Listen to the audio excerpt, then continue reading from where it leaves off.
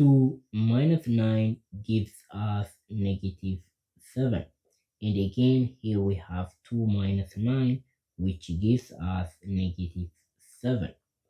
And negative 7 times negative 7 is equal to 49, because negative times negative is positive and 7 times 7 is 49. But this answer is not correct, because according to the order of operation, PEMDAS,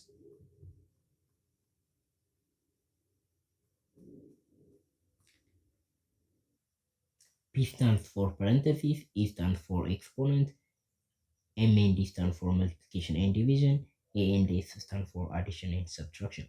So according to this rule, the first thing we need to solve is parentheses, and the second thing we need to solve is exponent, and the third thing we need to solve is multiplication or division, and finally the fourth thing we need to solve at last is addition or subtraction. If we solve subtraction before multiplication, that is wrong. So let's go back into our problem. Here we have parentheses, subtraction, and here we have a multiplication, right? So if a number is placed next to parentheses, that means multiplication. So 2 is going to be multiplied by the difference of 2 and 9. So let's start with the parentheses. So inside the parentheses, we have 2 minus 9, which gives us negative 7. And here we have 2 minus 9 times negative 7.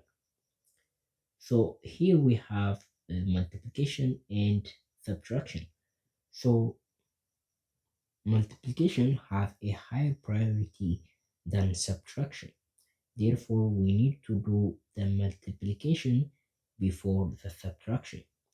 So 9 times negative 7 gives us negative 63.